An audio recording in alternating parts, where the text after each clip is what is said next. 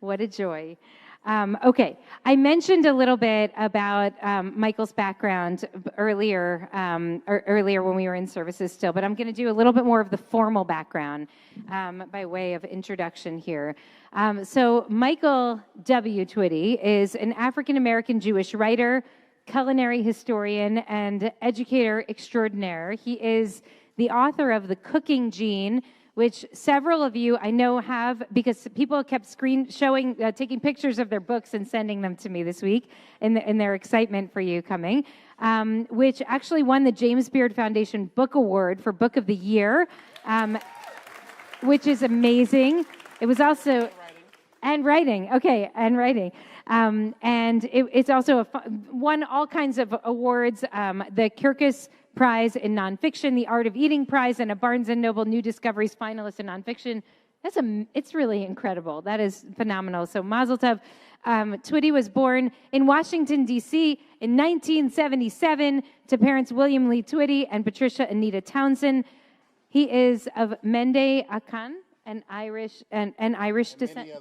And many others. His Irish ancestors were enslavers. Twitty wrote an article for The Guardian explaining how he discovered his Irish ancestry through a combination of genetic testing and historical records. Twitty, which we talked a little bit about at our dinner table tonight, because we were lucky enough to have Michael at our table. Twitty's great-great-grandfather, Elijah Mitchell, was on a nearby street when Robert E. Lee surrendered to Ulysses S. Grant at the Appomattox Courthouse, ending the American Civil War. Amazing. And Twitty first became interested in traditional cooking as a child when he went on a trip to Colonial Williamsburg. He majored in African American Studies and Anthropology at Howard University, but then did not finish there due to financial constraints. And went on a birthright trip to Israel in the year 2004. Okay, there's so much more that we're gonna learn about Michael tonight, but I wanted to give just this brief bio so that you have a little bit of context. And we're gonna talk about some of the really incredible work that Michael has done. Really, actually groundbreaking work. I want to start by just saying, Michael, first of all, Shabbat Shalom, and thank you for joining us tonight. You write and speak like nobody else about food and social justice, about food and identity, about food and the past, present, and future.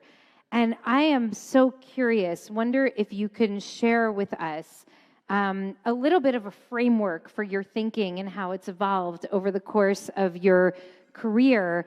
Why is food so central to the discourse on all of these really critical areas of our thinking and engagement? It was through Jewish learning that I discovered that food could be a medium of a vehicle to talk about culture, identity, social justice, etc. I will say that all that led to Kosher Soul. It was amazing to be at the National Jewish Book Awards and to have myself and Shoshana, who is a Ugandan rabbinical student, the first time two African descendant Jews won the National Jewish Book Award. Amazing. Side by side.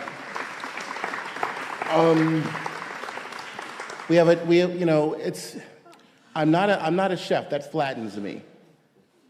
I don't go in a kitchen every day. If I did, I'd be a hero because, chefs work, like teachers, they work really hard. And they go in and out of the kitchen, and it's hospitality, but they're also an artist, but they're also a leader. They're also, being a chef is basically like being it's military work. It's designed after the military, the whole way that the kitchen is organized, right? That's not really me. I come from a line of home cooks. We talked about DNA. I'm also part Ukrainian Jewish. And people go, how? And I'm just like, America. I mean, we shouldn't be confused about this anymore. At all. And the further back your roots go in America, it's like, in the cartoons back in the old days, when someone had something magnetic, they picked up all the metal. Yeah. It's exactly what it's like. I grew up in the D.C. area, back and forth across the border. I now live in Virginia, in Fredericksburg, where dreams go to die. My poor beleaguered synagogue there is like hanging up. I mean, it's the beginning of Confederate Virginia. You're not allowed to forget anywhere you turn what happened there and who really suffered. Even though Fredericksburg is basically the belt buckle between D.C. and Richmond. So you kind of have to go, if you're driving up or down, you kind of have to stop and pee there and get more gas. I mean, that should be the town motto, you pee here. And George Washington was not born very far from where I live. But even deeper than that, until 2020, in the middle of the town, where the marketplace was in the colonial period, was one of the last remaining auction blocks for enslaved people. Not only that, but I live 30 minutes drive from Partlow, Virginia, which is where Kunta Kinte was enslaved. So, between that and the big Confederate flags and all that other nonsense, I guess I kind of willed myself through the secret. My husband is from there, to a place. Everybody always thought I lived in Dogpatch. I was like, no, I'm actually I'm a product of the Great Migration. But everybody was like, you live in such and such North Carolina, don't you? I was like, no, I don't. I knew there was no future there. I mean, I don't live in the most horrible place. I mean, I still live in an area connected to two big metropolitan areas, and it is basically the suburban sprawl, right, of the DMV. But I don't think I could put my roots out, especially as a Jew. I lived in Montgomery County for most of my life. Those of you know MoCo, there's people don't even understand. There are 40, 50 organized Jewish communities within the DC area. You could, I used to teach Hebrew school for 15 years, for which, Rabbi, I hope you are up on the Nobel Peace Prize committee. Because I deserve a Nobel Peace Prize for teaching 7th grade Hebrew school. For 15 years. Orthodox, conservative, reform, reconstructionist, and renewal. I taught them all. Every white hair in my head. And, I mean, teaching was a big formative part of my Jewish identity as well, because it gave me a lot of insight. When you teach in all those different movements, what did Yitzhak Greenberg say? I don't care what movement you belong to, as long as you're ashamed of it. And so I really feel it, but I also feel like I learned something from every movement. From the Sephardic world, my home synagogue is Magen David. I learned a lot about, the word tradition doesn't begin, survival, tradition, and just almost a mystical approach to Judaism. And from the other parts of the Orthodox world, I learned about community. You're never alone. That's the blessing and the curse. From Chabad, my folks at Chabad, I learned a lot about joy. And also the need to have certain basic benchmarks. The conservative movement taught me how to integrate America and Judaism at the same point in time. But also to really focus on community reform taught me all about social justice and outreach. Reconstructionists taught me how to make Judaism less about religion and more about spirituality. And so did renewal. And so I've learned from all of the different rabbis and teachers and lay people who I was privileged, like we talked about before. Everyone wants to know, so how come you're Jewish? I would rather talk to you about the majority of my life that I've spent as a practicing Jew. I have married people. I have buried people. I have helped people get divorced. I've helped people welcome their daughters and sons into the world. I have taught over 1,000 children and brought half of them to the Bema. That's, I'm there at, Jewish social services at the nursing home, talking to our elders, and I know what it's like to be, youth adjacent. My 20s, my favorite thing was to go to University of Mount for Simchas Torah, and I remember with great joy, every Simchas Torah, the feeling I would get bumbling home.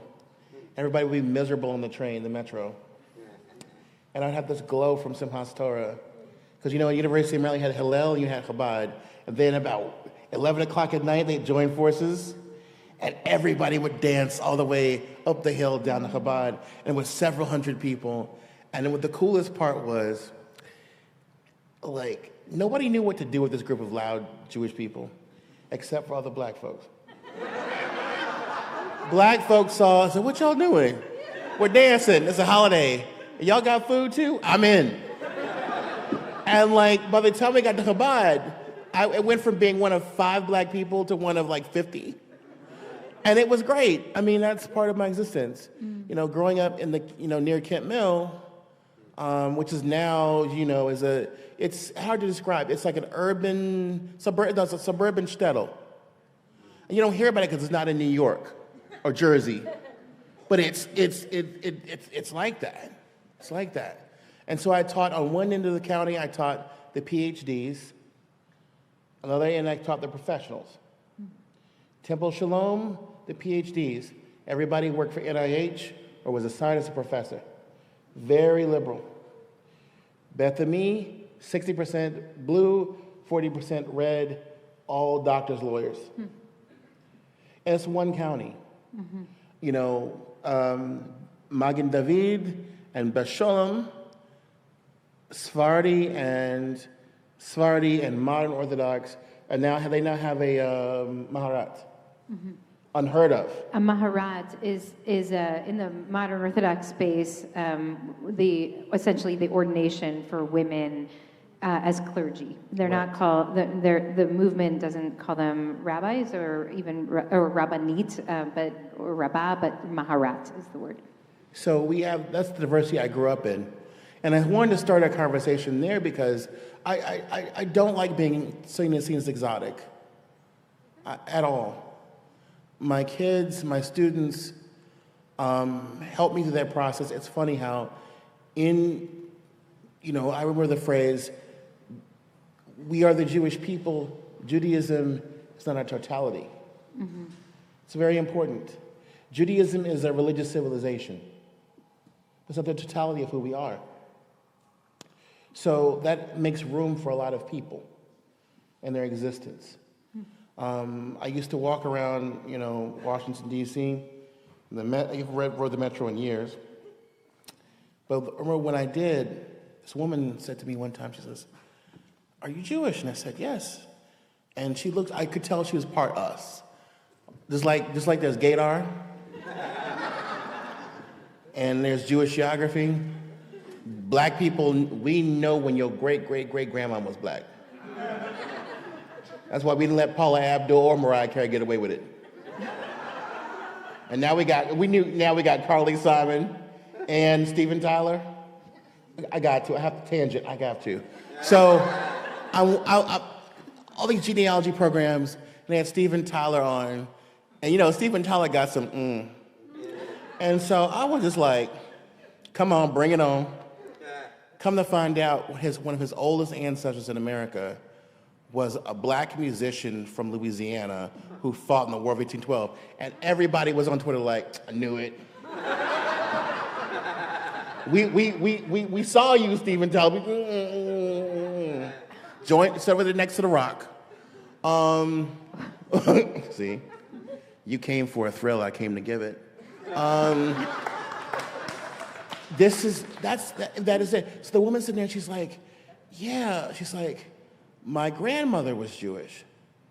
I said, please tell me more. So her grandmother was Ashkenazi, and she married a Pakistani man who their daughter married a black man.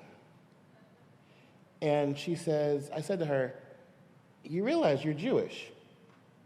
She said, I didn't realize that. I said, it doesn't have anything to do with what you pray. Halakhically, you're Jewish. And I said, do you have children? She says, yes, I have a son who is 12. And I gave her my information. Do you know that woman had her son bar mitzvah? And it's because I was fearless in wearing my tzitzis. My mother used to make fun of me. My mother was like, you'll never get on a plane again. And it was half joke, half truth. Because, I mean, this, you know, I was chubby with a tan. The chocolate chosen. 2,000%. And so I really took that seriously. And I mean, that's, you know, I know that's something. But, you know, queer people have an interesting way of representing ourselves. In the book, I talk about how I was in Crown Heights for Shabbaton. And I was with the old dudes in 770. I refused to go to like the students' minyan. I was like, this is beneath me. I know no. So I had an amazing time. I was like at 770. It was a little strange. Like the kids were like super curious.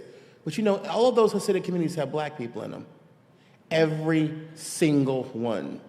Even Satmar, even Breslov, every single one of them has a small minority of black families.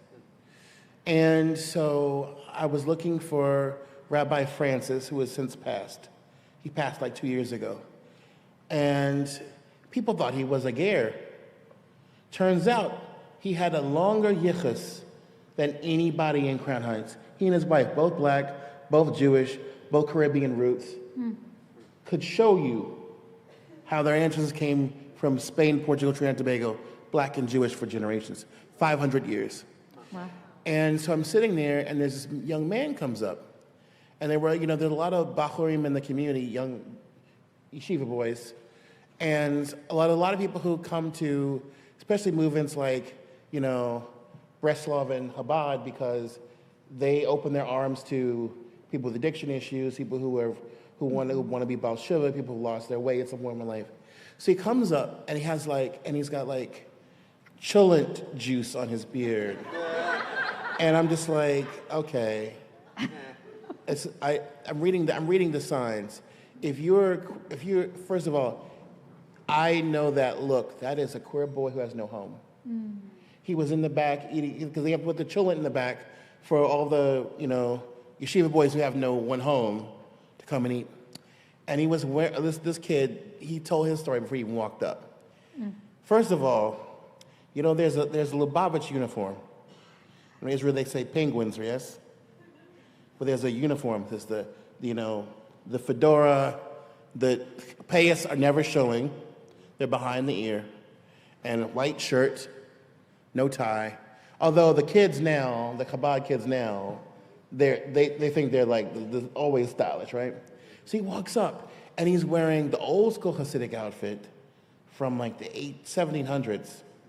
And he's got the white tights, and he has like the buckled shoes. And Miss Girl has on like the purple velvet. And I'm like, you are definitely mishpacha. You a sister. And his lips were a little redder. I mean, it was deep. And his face was powdered. And I was just like, he's religious, but like in drag. He has his own drag. And then the men's reaction was, you know, less than kind. And I did my best to temper that. And I said, who is he? And one of the men says, some fagala. Oh, I said, oh, you mean a queer person, LGBTQ person, right? And I mean, yeah, that. I'm like, You ain't fit to disrespect him in my space. Just like I taught them that day that we didn't say colored anymore. They didn't know. I'm like, okay, they're like, Michael, it's so good that you're here. You know, the Rebbe had a colored maid. And I'm like, African American or black will work just fine. So, you know, it's important we understand that, Rabbi, that conversation is not surrender. Conversation is an invitation. Yes. To make these things happen. And I know people don't like these uncomfortable situations, but they have to take place for things to change. You can't just go on with these uncomfortable assumptions that if we just keep silent and don't talk about things that are hurt, that the healing will ever take place. You know, Judaism taught me a lot about respecting women. And even though I started in, and still have a foot within Orthodoxy, I have to tell you, there was what I learned from growing up black. Of course you respect your mama and your grandmama. and your auntie. A definite sort of like Southern gentleman thing. But it was within the framework of Judaism and Jewish life that I remember the first time Aviva Gottlieb, right? Mm-hmm. And I was just like, I was so excited because I was like, the way she wrote Midrash. Talked about Zornberg, thank you, Zornberg. And the way she wrote about Midrash and the Bible, I was so excited. And someone said to me, "You're reading a book by a woman on Torah?" And I said, "Didn't Sarah teach the Torah? And didn't Leah teach the Torah? And Rachel taught the Torah?" And so on and so on and so forth. And you forget how important Rabbi Akiba, if there was no Rabbi Akiba's wife, Rachel, didn't exist, there would be no Rabbi Akiba. Mm-hmm. Weren't there women rabbis in Central Asia, and Rashi's daughters learned Torah? Mm-hmm. And so I had a whole different perspective on, when I say respect for women as intellectual people. Respect for women in terms of learning about egalitarianism in Judaism.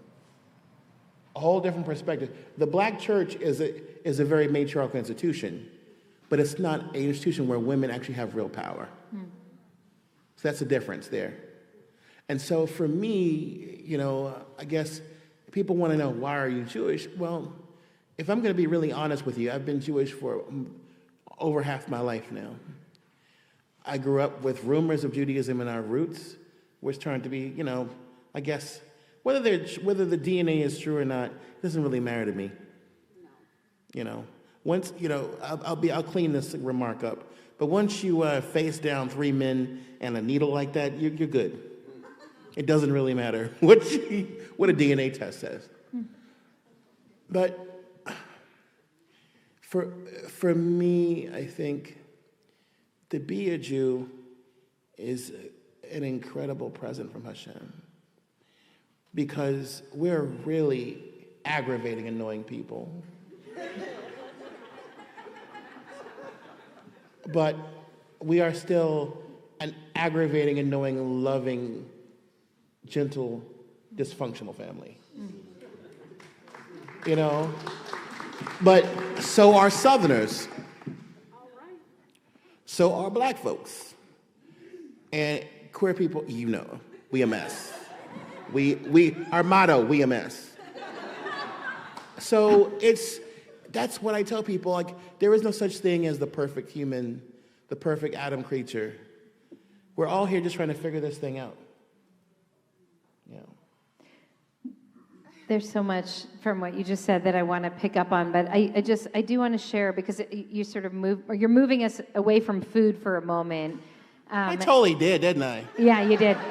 It's okay. I'm going to bring us back to food, but I do want to say, we talked a little bit about this before tonight, but I mean, our community has really been transformed, our broader Jewish community, by a growing awareness of Jews of color and the misunderstanding that Jewish means white. And even I read an op-ed in the New York Times today that said, and then a black person came over to me, and then a Jewish person came over, and I'm like, isn't that interesting how we create this yet another false binary in our world, like either you're black or you're Jewish.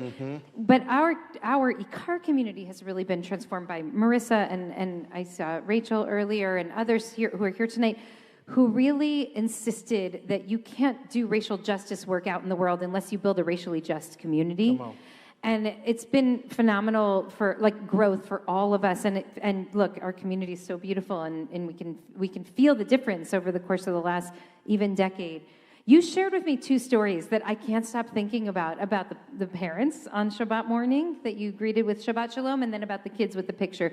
Would you mind just sharing this? Because I want to give a sense of the experience that you. So those 2 stories go like this. I dodged into Bethany before going to another service, and Bethany at that point in time had 900 students in a religious school. So it was the 3rd largest Reform religious school in America. It was before the Madoff situation. And so it was always, every single week, several B'nai Mitzvah. And I walk in, and I'm saying to everybody, Shabbat Shalom and Good Shabbos. And the majority of people said things to me like, same to you, or thanks. And I'm like, I'm your grandchild's teacher. I'm the reason why they're going up on that beamer. I'm not the janitor. I'm not the custodian. I'm not some nice black guy. I am one of you. I am the reason why your grandchild even wants to come to Hebrew school. What you talking about? Thanks. Same to you. So the first time it happened to me, it was at a synagogue, conservative synagogue in Maryland. By the way, it's Maryland, it's not Maryland. And Old Bay goes in everything, and it's OU Kosher. This woman, I can laugh now, I didn't laugh then. I walk in, and I'm really nervous, and I'm in the coat room, and this woman says to her husband, "Oh, look, the bar mitzvah boy's family must be very well off. They hired a coat man." And I was like, "Yes, ma'am." She gave me $20. I hit her fur coat. Before she rolled out, I rolled out with $20. I hope she found her coat. It was January. So that was the situation. But the kids, in contrast, don't worry about that. I've had many Yom Kippurs to atone. So the kids, in contrast, over time, they were like, I mean, at first they came at me with a lot of energy, like they were testing my mettle, and they were also trying to understand who I was. To be expected. But over time, I was teaching 1, 2, 3, 4 kids in a family. So at first, it's like, how'd you get here? But by the third or fourth kid, it's like, they'd walk in and give me a hug and say, "Oh, I got Mr. Twitty, I'm so happy." Because they knew they were going to have a good time with me. I was that, listen, I don't mean to out myself, but I was that gay teacher who came in on Sunday morning. I had to go out Saturday night. And the TV would come out, an American Tail would go in. I had sunglasses on. And the Siddur would be out, so that when our principal came by, I heard that door click and I go,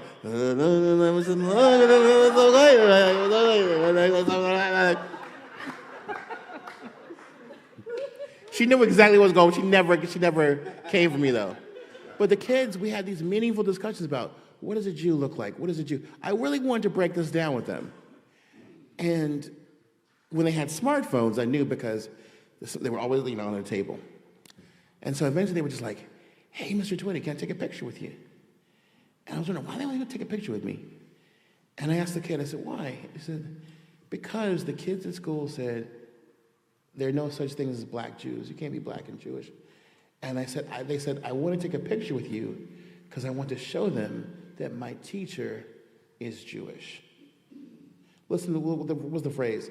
My teacher is Jewish. Not my teacher's black and Jewish. My teacher's Jewish. My kids would say things in class like, "When we were in Ethiopia." Not when those people over there who say they're, You get me? We talked about phenotype. And it was a really deep conversation about why do we look the way we look? And I said to them, "What does a Jew look like?" And of course, you know what I heard?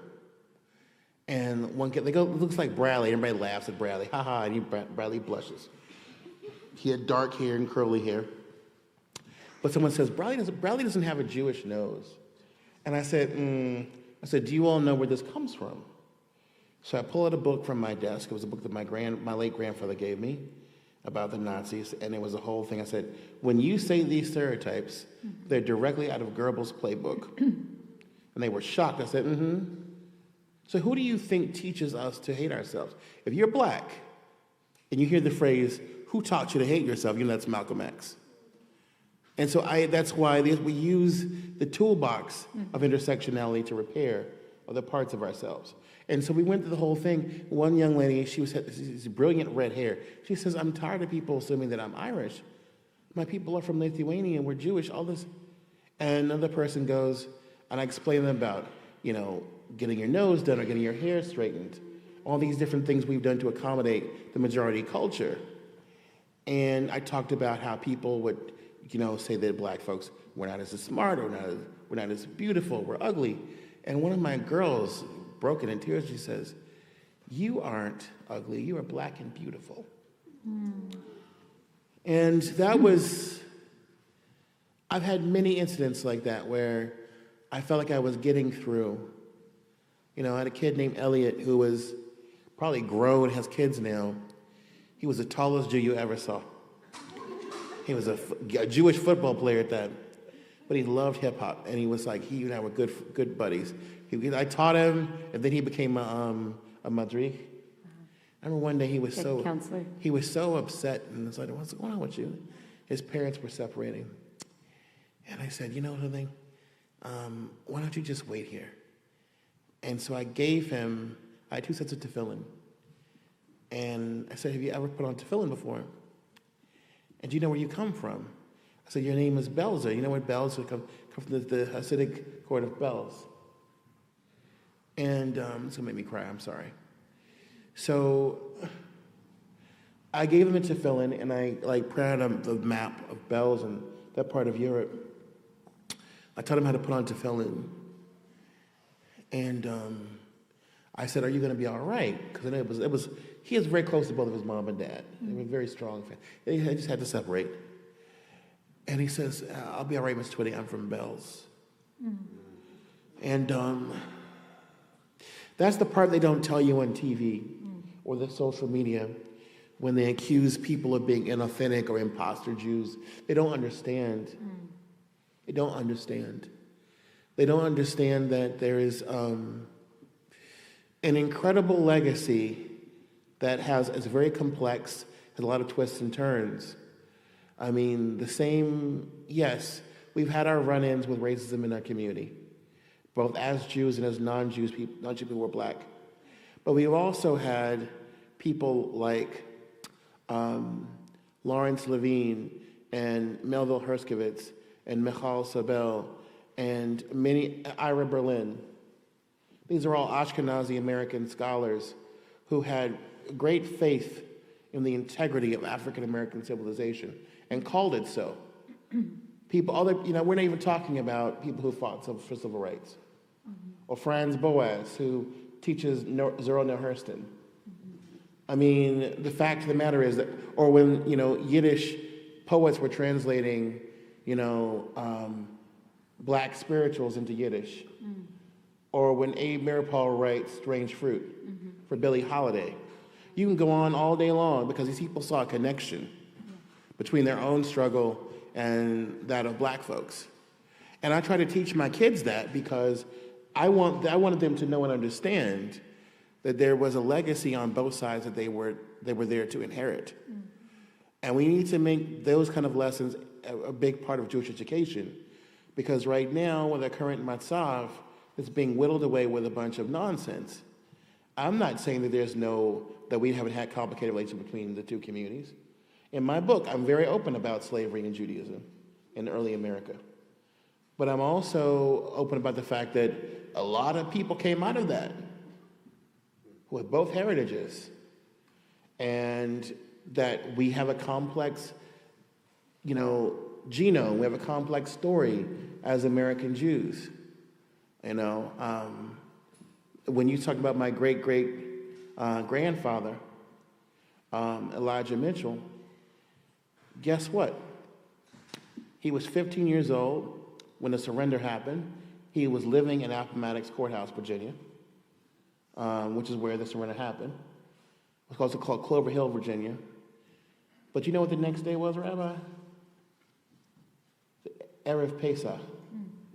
People don't realize that the real emancipation, the end of the Civil War, happened on Erev Pesach, 1865. See, that's how these things are so intertwined. And I realize people think that when I talk about the food, right, the food is like, how could it possibly be related to each other? Well, first of all, Jewish in the early Americas what meant Sephardi. They went to places where the Portuguese and Spanish were and the Dutch were. And guess who else was there? Right? And so these cultures are already mixing and combining food. There were recipes that I took from a cookbook from the Jewish community of Curacao near South America. Half the recipes are African Atlantic. The other half are Sephardic.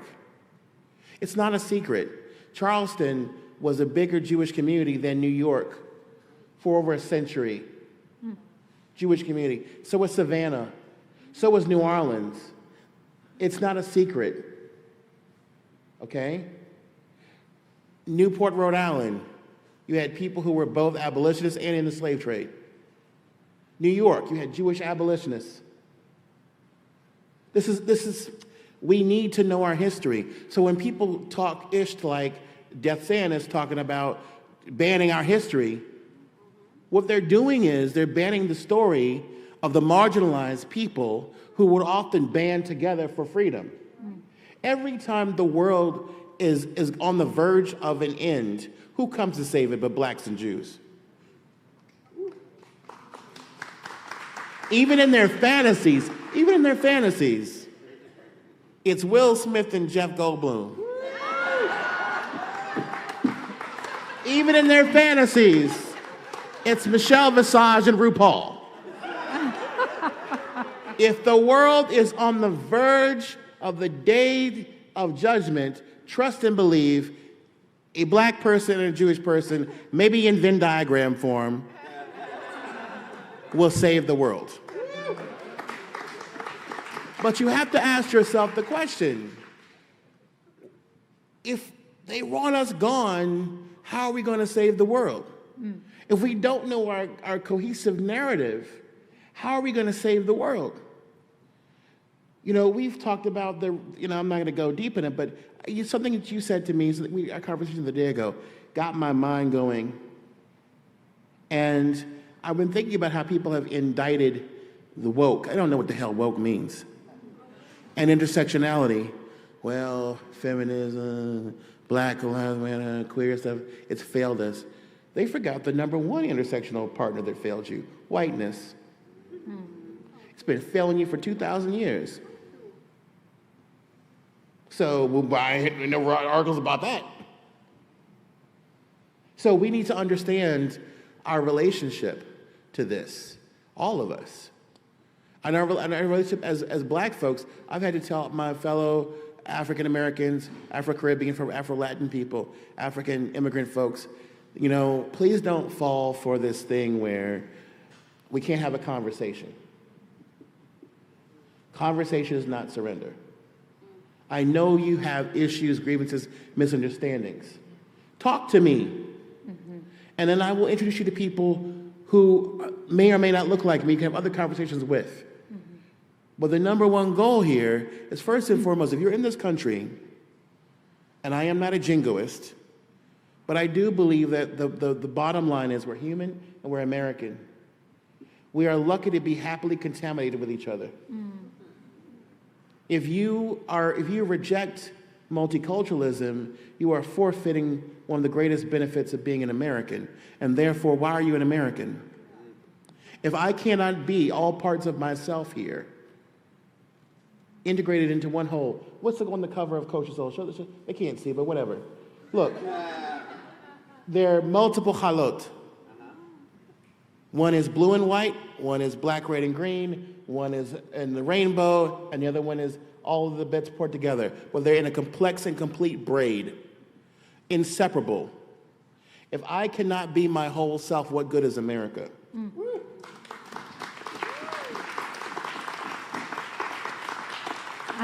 We're gonna turn to questions in a couple minutes, but we didn't get to any of my questions yet. I'm just gonna point that out. I did a lot of preparation for this conversation. I'm so sorry. Because one of the things I'm really curious about is culinary justice. You talk about culinary justice, but I'm gonna just make an observation first, which is I feel like the Jews in this room really needed to laugh tonight, and I just want to thank you for that, because it's been a rough 6 weeks.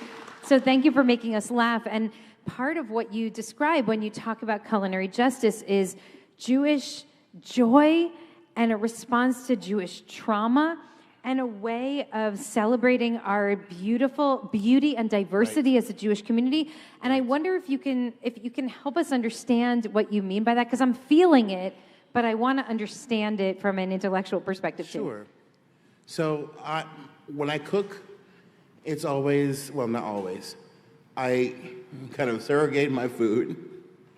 There's Jewish potato salad and there's black potato salad. They ain't never gonna meet. Nah. I cook Afro-Ashkefardi at home. It's a little bit all of it. Afro, Ashke, Sephardi, Mizrahi. Wow. And beyond, right? The black and Jewish diasporas touch the entire planet. We're South Asian, we're Middle Eastern, we're West Central, Southern, East, and North African, we're European, we are even East Asian. The first non-Japanese samurai was a black man. We've been doing this. Where the largest community of black people outside of Africa is in Brazil. So this is a real thing. So mixing a Jewish community has been across the entire planet. Mm-hmm. So I have access to the entire planet's worth of culinary resources. And culinary stuff tells stories. Mm-hmm. Foods tell stories. You know, one of the books that inspired me was a book called A Drizzle of Honey, which is a very dark cookbook in the sense of the recipes are literally taken from the records of the Inquisition in Spain and Portugal, where Jews were frequently, oh, you made this, you were honoring the Shabbat, therefore you're not a converso anymore, you're an apostate. Oh, you put garlic, watch this, you put too much garlic in your food, you must be a Jew. Well, they were right. And so on. So when I began to teach about the Shoah to 7th graders, I used food to deflect from the fact that a lot of my 7th graders were going into the Shoah curriculum with this. First of all, they didn't even know how Jews got to Europe. Second of all, because we weren't teaching diaspora history. You must teach Jewish children the diasporic history of the Jews. You can't just be like, Israel, maybe America on a good day. Okay, you know, whatever. You know, can't do that anymore. Or the Shoah, what kind of timeline is that? Mm-hmm. So I taught them about resistance. The resistance was young people. They were excited about that. I did a whole class on the Holocaust and the Hunger Games. They were like, we didn't even see the collection. I said, you didn't? Yeah. I said, every apocalyptic or dystopian work is really the story of what happens to white folks when they live the life of the rest of the planet.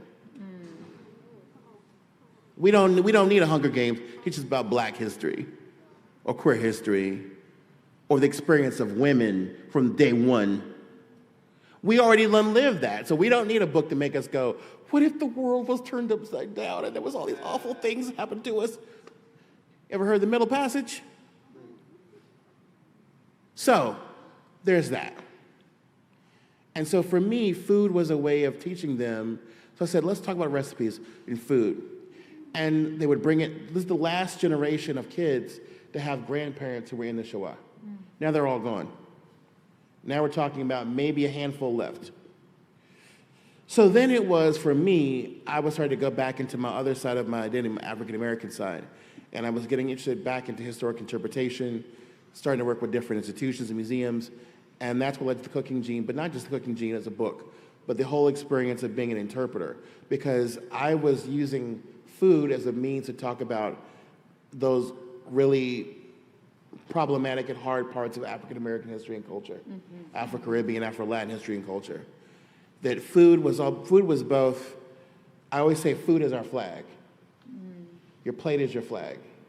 It is a means of saying, this is who I am, these are my boundaries, these are my openings, my opportunities, and this tells you a story about who I am, where I come from. It's not just a means to an end or just satisfy me, make me impressing with your food. No, it's a way in which we express hope. Listen, so both communities, African American, American Jewish, do the exact same thing. You have a big meal, everybody sits down, and we talk about the food we had before and the food we had that's coming next. We never actually talk about the food that's on the table. We also eat things that inculcate our oppression. For example, the only possible reason to eat chitlins, hog intestines, so you northern folks who don't know, southern delicacy, and gefilte fish, Jewish medieval torture, is it's a legal fallacy to get around.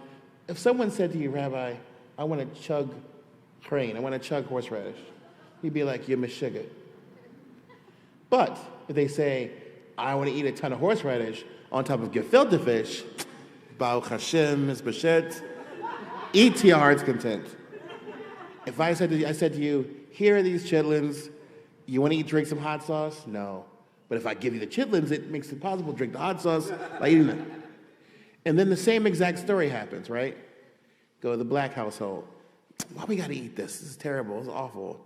Well, back in the plantation days, Jewish family. Why do we have to eat gefilte fish and pachad, all this nonsense? Well, when the Tsar was back in Russia, they never actually tell you why you should eat it. But I asked it to my mother one time, I said, Mom, why do we always have to eat our oppression? What's going on? Or my mother would go, my mother was the best cook in the world. And I would say, Mom, what's up? She's like, eat this. It's nasty. Why do I gotta eat it if it's nasty? There you go again, making us eat our oppression. Jewish family, try it, it's terrible. You know what it is? When we feed each other, it's about hope. When we talk about that next meal, that means we think we're gonna have a next one. When we say, eat this is terrible, it's a way of teaching our children to distinguish between the bad times and the good times. It's not for no reason. It's a coded way of saying, you know, this is bad, so that you will know the sweet and the good. Yeah, that's right. That's right. And that is a lesson only our mothers can teach.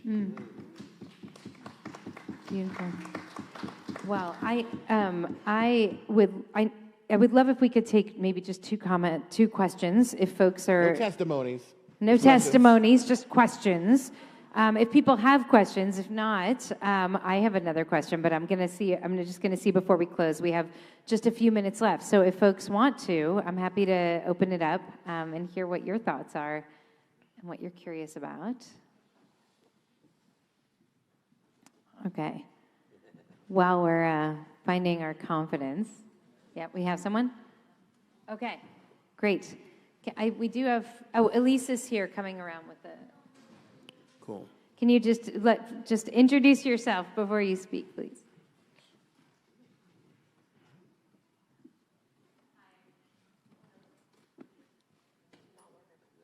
Okay, try and shout and I'll repeat. Hi, Shabbat Shalom. Shabbat Shalom. Thank you so much. I want to know, what is your favorite recipe from Kosher Soul? Okay, so that would be... Did everyone hear the question? Favorite recipe from Kosher Soul. Yeah. That would be kosher soul rolls. Why? Because, number one, I want a selfless plug, shameless plug. This book is not just my baby. It is in the shadow of Kanye West till now. We need to amplify the voices of Jews of color, not just mine. Because the lack of perceived diversity being weaponized against us right now. Yeah. To say we deserve what we get. And that makes me angry. Because despite all the complexity out there in the world, we still wrestle. Right now we have a lot of people who have the voice of Yaakov, but they have the hands of Esav. You know that reference from Torah? Esav was called a wild ass of a man. But they talk with Yaakov's voice, but they're not doing Yaakov ways. You read into that what you want to read into. But the alternative to that is amplifying our voices. So there are more recipes in Kosher Soul than there were in Cooking Gene. I think there are like 60 in this book. And there are also menus, and I also direct you to Black, Israeli, Jewish American, Palestinian, and other culinary voices. Because why should I rewrite every recipe to make a cookbook? Only the ones I care about. And then here's some vegan chefs you need to know about. Here are some pescatarians. Here are some Arab. Here are some Jewish. Here are some Druze, whatever. You get me?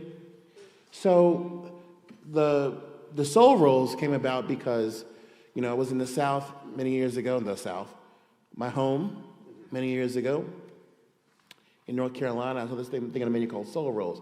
Now, everybody makes soul rolls now. They're all different.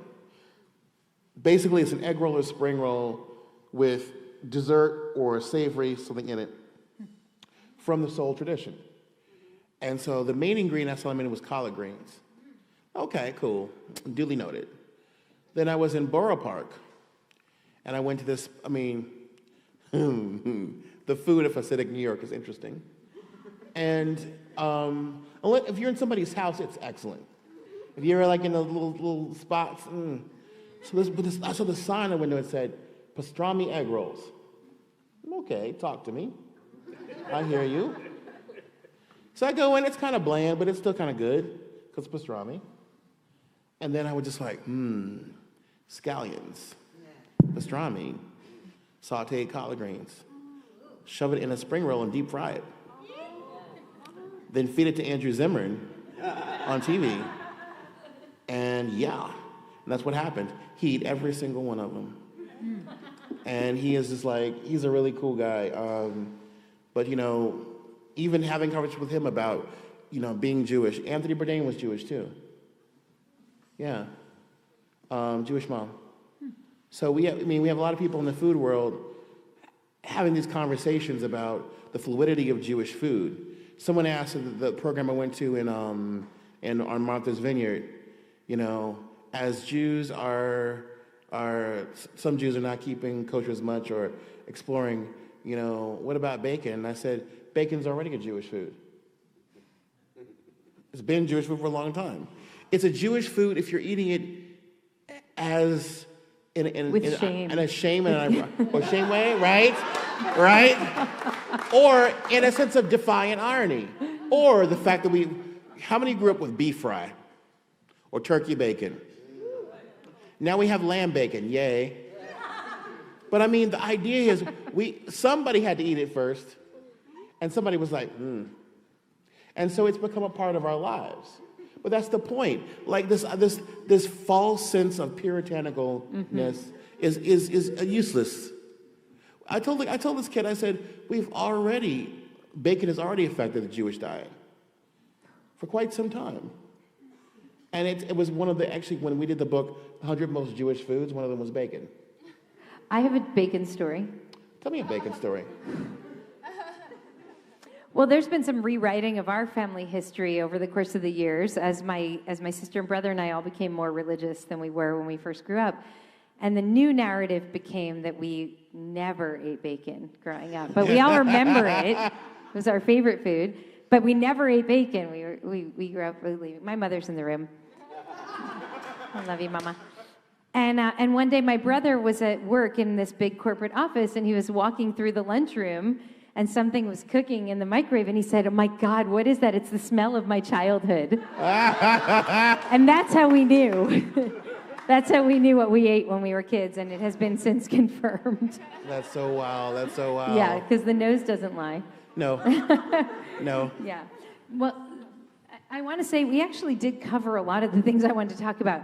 We talked about culinary justice, about identity cooking, and how food in some ways helps shape and perpetuate cultural identity and storytelling, right. About how the Jewish community can build more just and welcoming and inclusive communities for Jews of color, and for LGBTQ people. We didn't exactly talk about social media yet, but I don't think we're going to get to that tonight. But that is something very interesting, important, which I will just say I have found, especially in the last 6 weeks, that for my own mental health, stepping away from social media has been actually really important, and I think like a gift to the soul. And when we were speaking, you were talking about how absolutely essential social media is for Black people, for queer people, and for Jews. And that's why the issues are the way they are. And that's what part of what's so complicated about it, because our identities are so connected through this through this medium, and so it's very quite painful and complicated, and something for us to think about together. And maybe I'll catch Michael at lunch tomorrow, and you can talk about that.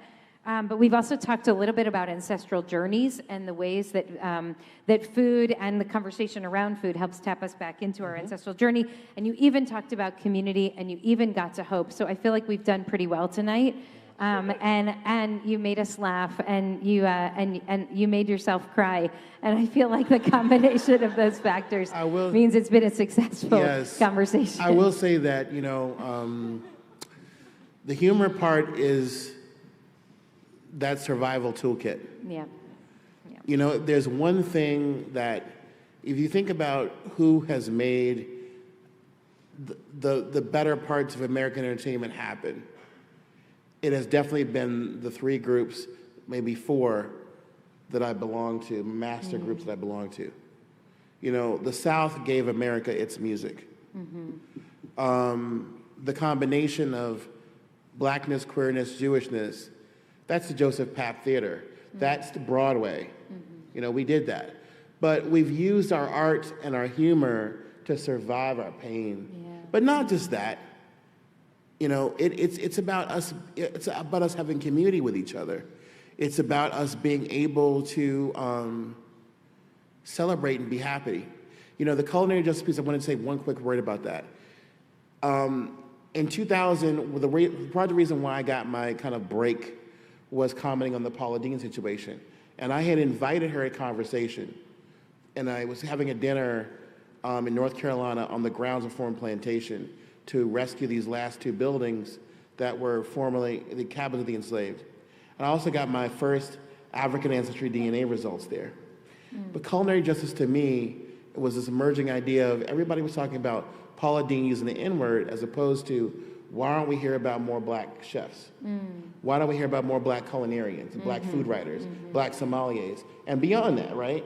And why is it that we don't talk about how the foods of ethnic America are somehow played around with, but the people aren't given their due credit? They carry with them not only history and stories, but also an intellect from the culture and the humor of the culture, right? And so what I wanted people to do is understand that social justice leads us to food justice. Everybody has a right to healthy, sustainable food. That is not a choice. If you don't eat well and eat right, you can't think and learn. You can't get up the next day. You can't focus. You can't attend to survival in the right way. Yes. We're finding out about right now in a certain place in this world, and I am praying to God it ends. But the other part of that is culinary justice. In other words, someone got on my case one time and she was like, well, that seems kind of elitist. But I'm like, if all you have is rice and beans and somebody jacks your rice and beans, you do need some culinary justice. Because that heritage, that plebeian food of our ancestors, that other people might find to be a delicacy or delicious, if it's not properly managed, I'll give you the quickest example I can. Nashville, Tennessee with hot chicken. Hot chicken starts off on the other side of the tracks. But when it hits, another establishment, it's cool and trendy. Right. But before, the reason why that person on the side of the track didn't get credit was because of Jim Crow. So systemic racism affects how we eat, how we consume. So culinary justice is, for me, a descendant of me engaging, working in Tzedakah gardens. It's me packing up food. I hope I can join you all on Sunday to do that. I didn't just come to LA to do gigs. I came to LA to help people. So everybody was like, don't go to Skid Row. I said, I want to go to Skid Row. I want to help people eat. I'm trying to hook up with Ron Finley and garden and do other things, work with my friends who we have business work here. There's one chef, young chef, Devin, who's come to Africa 4 times. And so I'm going to work with him while I'm here. I don't want to run away from our problems anymore. I want to run to them so we can do something about them. I'm aching right now, Rabbi. I feel so helpless. I feel like my thoughts and prayers just aren't enough anymore. I got to pray with my feet. And I want to thank you and IKAR for my first, listen, for the next 3.5 months, I'm an Angelino too.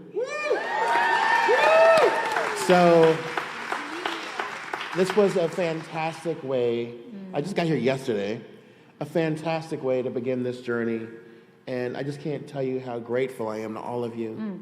This room is beautiful. And to my black folks in the audience, I see you. My melanated people, I see you. And I want you to know something. We're the strongest of the strong. And this community that you're in is so beautiful and so welcoming. And thank you for your work.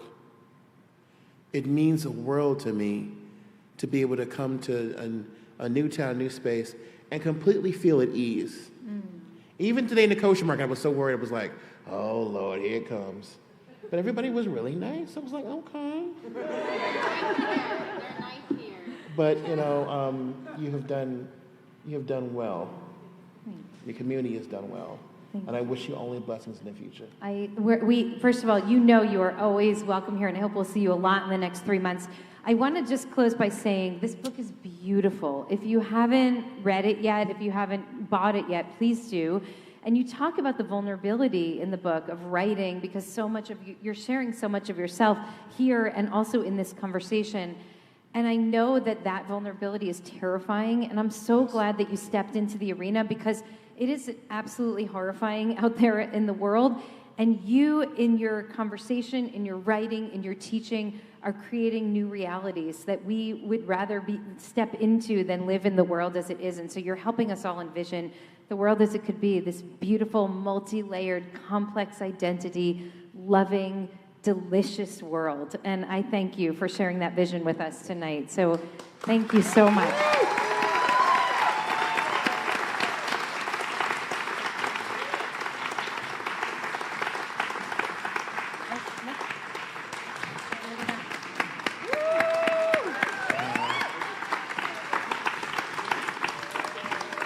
That doesn't happen every day.